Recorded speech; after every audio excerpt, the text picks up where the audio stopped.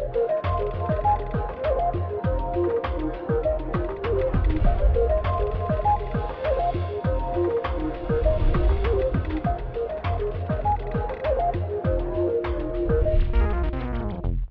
everyone, this is Addis Dialogue. I'm Santayo Tamrat with this edition, and today's edition will focus on the negotiations over the Grand Ethiopian Renaissance Dam. There have been just a number of negotiations over the past 8 years, but no final agreement has so far been reached. And recently the US and World Bank tried to meddle on this issue among the three countries, and still no further agreement could be reached at. Regarding this, my guests today are Eng.Gedeon Asfaw and Eng.Tefera Beyene, who are members of the National Committee for negotiating on the GERD project.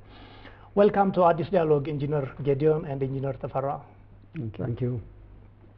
Well, my first question would be for Eng.Tefera.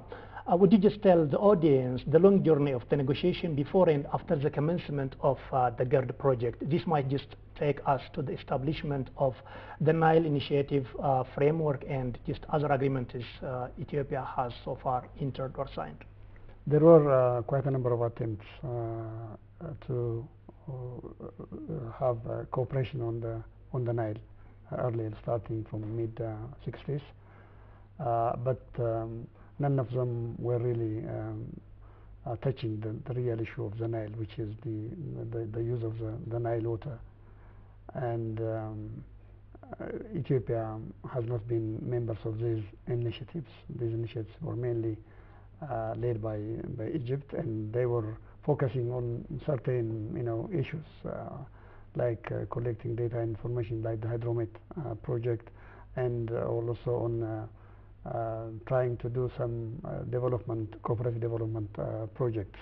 But Ethiopia was raising this issue that to have a sustainable cooperation on the Nile, that we, the member states, need to transparently discuss the use of the Nile waters, particularly in the presence of the unfair colonial and post-colonial agreements that have essentially allocated the water of the Nile for the two downstream countries. And because of this, when the Nile Basin Initiative was initiated, Ethiopia was saying we need to first have a legal framework that would deal with this issue. And fortunately, this was accepted by all the riparian states, and the negotiation started in 1997. Following this, the Nile Basin Initiative was established in 1999 to serve as a transitional arrangement until the negotiation on the Cooperative Framework Agreement is concluded and the Nile River Basin Commission is established. And the negotiation was there for almost 10 years. The member states negotiated on the Nile Cooperative Framework Agreement, which is not really easy.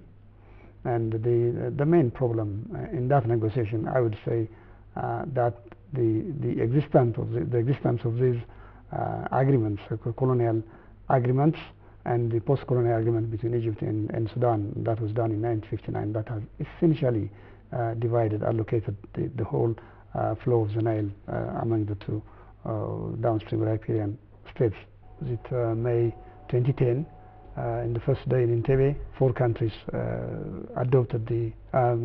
signed the agreement: Ethiopia, Rwanda, Tanzania, and Uganda, and later on Kenya and Burundi followed. So 6 countries signed the agreement, and the agreement to be effective needs to be ratified by at least six countries, and so far 4 countries ratified it, and among the countries that signed the agreement, it's only Kenya and Burundi that have not ratified. Hopefully they would ratify and would become effective soon, and will hopefully solve the issue of the Nile among the riparian states.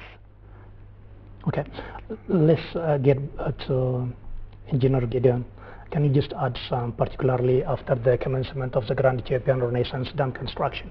Well, the construction of the Renaissance Dam started in 2010, in December 2010, before the Arab Spring, and it used to be called Project X Millennium Dam, and now the Renaissance Dam.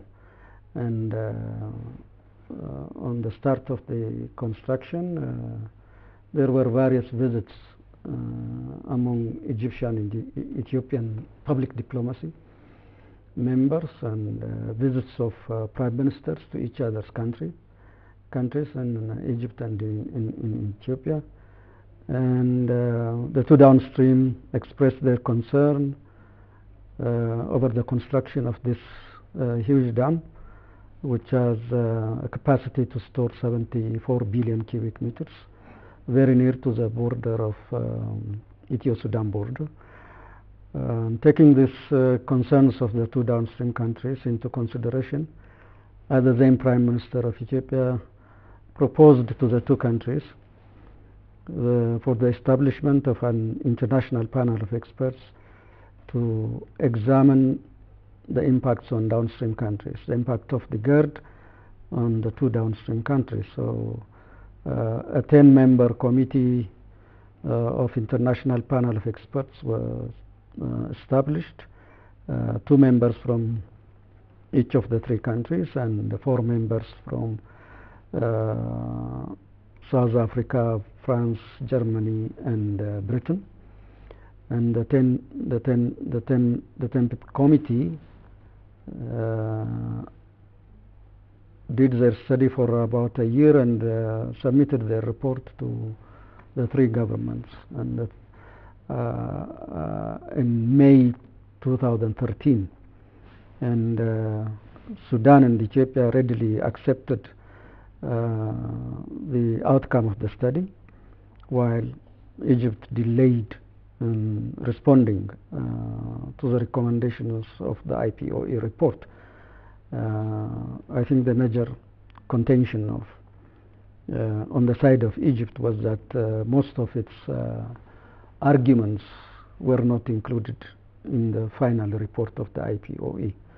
They were contending that the volume of stored in the dam should be reduced to 14 billion cubic meters instead of 74. They were also arguing that the height of the dam should be 80 meters instead of 145 meters. And also they were proposing that the generating capacity should be reduced from 6,000 megawatt to 1,400 megawatt also. So these arguments were not accepted by the 10-man international panel of experts and were not included in the final report. So this argument went on for over 2 years on the inception report. So the studies were unable to proceed, and in 2017 the Ethiopian Water Ministry wrote to the two countries that we should focus on the filling and operation of the GERD instead of pursuing these 2 studies which are not progressing. So the ministry suggested and proposed in a written letter to the 2 countries what, based on the feasibility studies, on the design of the GERD, the filling plan and the operation plan of the GERD. So the 2 countries accepted that proposal, which is based on some 5 to 6 stages, a filling plan of 4 to 7 years, as opposed to Egyptian media, that Ethiopia intends to fill the dam in 2 to 3 years, which is not the case, and they have an official communication towards that defines the filling of the GERD in stages. A basic filling plan was accepted by the 2 countries, by Egypt and Sudan also. And, even in the recent August 1 submission, that same table presented by the Ethiopian side was accepted as the filling plan. What was not accepted was the conditions and the boundary conditions that Egypt wanted to attach to this filling plan. And the main disagreement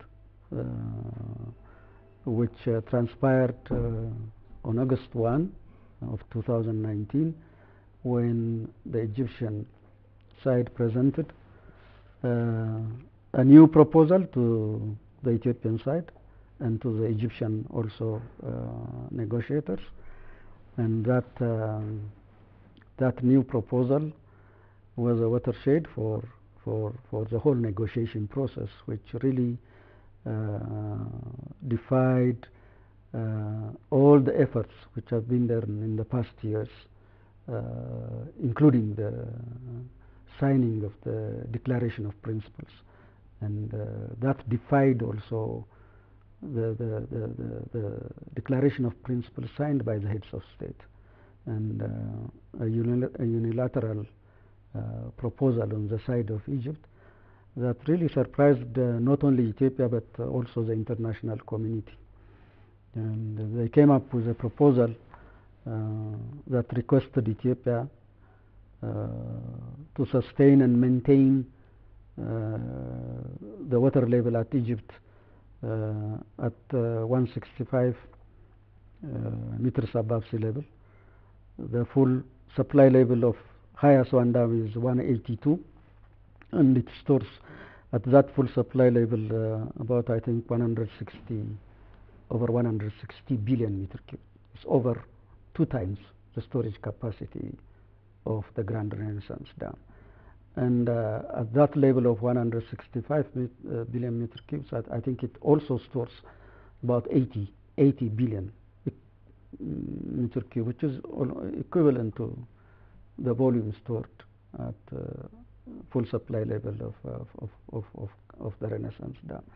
And also they proposed to release the average flow of the natural flow of the Blue Nile, which implies that Ethiopia will not be able to do any upstream development, including current development projects like Tana Beles, Fincha, and other projects, and also curtails any future development upstream of the GERD. So this, we called it a kind of draconian proposal of Egypt that really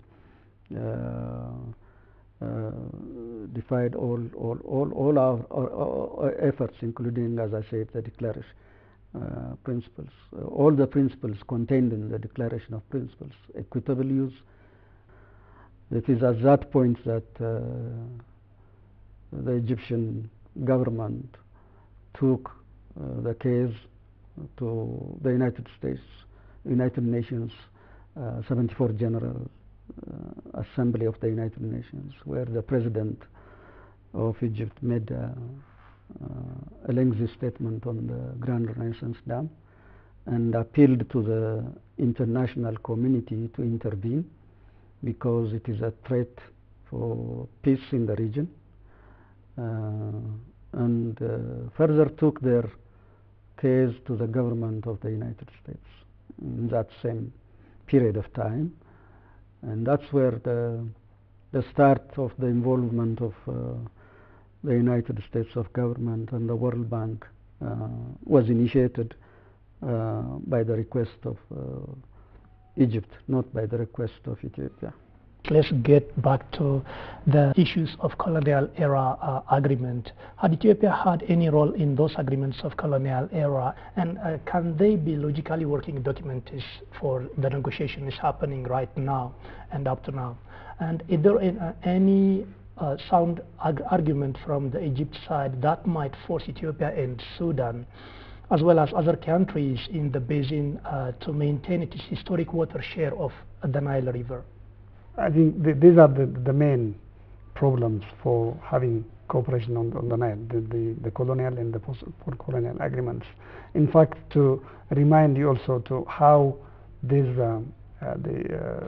the consultation negotiation or the tripartite negotiation came into the picture, and also led to the formation of the international panel of experts, was that you know, construction indeed started before the Arab Spring, as Engineer Gedeon said back in 2010. And when one of the local papers disclosed that Ethiopia was building this dam, Egypt requested Ethiopia to share information on this officially. And the official response from the Ethiopian side was that we have no tradition of exchanging information when hydraulic infrastructures are built. GERD is not the first one. There were quite a number before it, including actually even taking the Nile water out of the basin into Toshka and the Sinai. And there was no consultation. And in fact, when Ethiopia requested, and there was no cooperation from Egypt's side.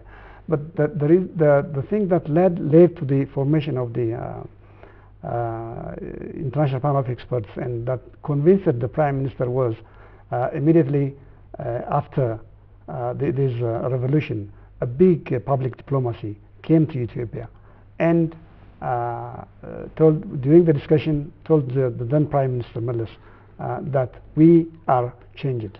We don't anymore believe in the colonial and post-colonial agreement. We believe in fair use of the Nile. Let's move on to the recent developments of the negotiation among Ethiopia, Sudan and Egypt. What are just the interests and stance of downstream countries which are trying to affect Ethiopia's GERD project? Well, as I was saying, the initiation to have the US government and the World Bank to be involved in this negotiation came from Egypt.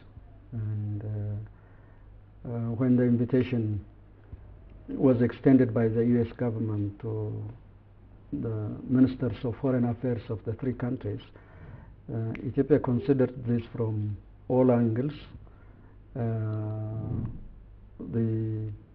necessity of going to these negotiations, the positive, the pros and cons of attending these meetings with the involvement of the bank and the US government, especially the Treasury. And well, finally a decision was made to attend these meetings, and the Ethiopian negotiators, led by the Ministers of Foreign Affairs and Water Affairs Minister, attended the first meeting in November 2019. And at that meeting, the understanding among the three countries and the US government and the World Bank was that the two would be observers in the process. And that was the general understanding on how the US government and the bank will be involved in this negotiation. Actually, as many people also contend that Ethiopia should not in the first place should not have participated in these meetings, and that was also the view of a number of experts.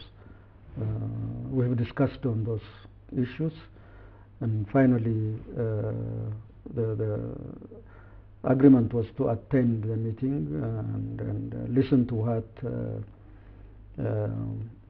the Treasury Secretary and the World Bank as observers would say in this meeting, and it was done in the hope of that agreement will be facilitated with the involvement of the two actors.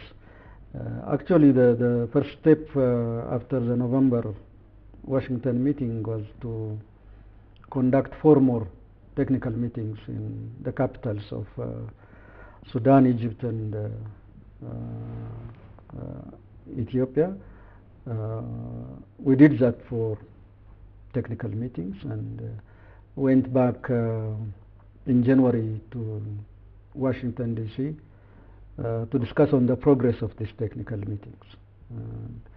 That was done, and well, as things transpired after the January meeting, the technical discussions, the outcome of the technical discussions were not dealt with in the details that these discussions deserve. The initiation came from the Treasury Secretary on the agenda of the discussions at the Washington DC meeting. So as we noted that kind of inclination on the part of the observers to lead the discussion and to set the agenda of the discussion, instead of facilitating the consultation among the three countries, things were taking a wrong turn with respect to the agreed modalities of participation of the observers. And the Ethiopian delegation made it known to the Secretary and the World Bank that they are overstepping their role as observers, and agenda setting also was a duty of the three countries, not the observers. So the third meeting and going to the fourth meeting, the Ethiopian delegation was not happy and not satisfied with the ways the discussions were conducted. So the delegation made it known at the meeting, and as you have noted, at the last meeting, or the fifth meeting, Ethiopia declined to attend the January 27 planned meeting at Washington DC. That came about when the Treasury Secretary proposed to draft the agreement, and the Ethiopian delegation protested that it's not the duty of an observer to draft an agreement for the sovereign nations of Egypt, Ethiopia, and Sudan, and that must be done. As previous instances from the CFA on the Declaration of Principles also testify that it is only the member countries that negotiated and prepared the draft agreements for the CFA, also for the Declaration of Principles. No other third party assisted in the drafting of this or negotiation of this. Okay, Engineer Gedeon, big agreements also. Well, let me interrupt you here. Is that only just for the process was not good, or also because the content of the document are not the interests of Ethiopia, that the Ethiopian negotiating team refused to sign the agreement? Exactly, that is the content, not only the process or the format. As have been said, and I can say that there are registered over 600 agreements in the world on transboundary basins, registered. I think more than that also. There are 8,000 large dams in the world. The GERD is not the first in the world, and there is no reason why the three countries can not negotiate and come into agreement without even the involvement of any third party. And the only problem, as has been mentioned earlier by Engineer Tefera also, is what faced the problem of the negotiating countries during the CFA also. The two countries have already apportioned 100% of the Nile flow to Sudan and Egypt, and surprisingly also this is contained in the constitution of Egypt, that they will respect the historical right of Egypt. And it's very difficult to negotiate when a country has a firm stand in the also is a rule of the law of the country, that they have to respect the historical rights. There is no compromise on this issue on the part of Egypt. Actually, what is historical right? When you look at it, there is nothing fair about it. There is nothing balanced about it. It all says that Egypt has a right, Egypt and Sudan have a right for the full utilization of the Nile waters, full utilization. That's what the agreement says. What's that historical right is all about, that all the other 9 countries deserve 0 meter cube. This is what it is all about. I mean, be it the GERD negotiation, the CFA negotiation, and recalling the DOP negotiations also. What comes up front is that Egypt and Sudan have the full right to use the waters of the Nile, and the other parties don't have any right to use the waters of the Nile. So what the content of this agreement in terms of figures and content of the articles in the draft agreement allude to this same right of Egypt to fully utilize the waters of the Nile. And it's only in their statements they say Ethiopia has a sovereign right to develop its water resources. But when it comes to actual negotiations, they don't accept this principle. They don't accept the principle of equitable utilization. While we accept the equitable Egypt and Sudan, or it is to Egypt? Mostly on the side of Egypt, that is. But I think in Sudan, a number of intellectuals and lawyers admit that in the 21st century that this 1959 agreement is invalid, and the population of the other 9 countries is growing by the year and by the day, and it will be impossible to tell these 9 countries not to use the waters of the. That's why we returned back home from the last meeting of Washington, that we should consult at home and involve professionals from both abroad and in country to discuss on the process, to discuss on the content of the agreement. And that's why our ministers have declared that we'll draft our own version of the agreement and will not be pressured by any incentive or disincentive to give up our right of the use of the water of the Nile waters, and will not accept any proposal that would limit our development plans upstream of GERD also. These are the 2 crucial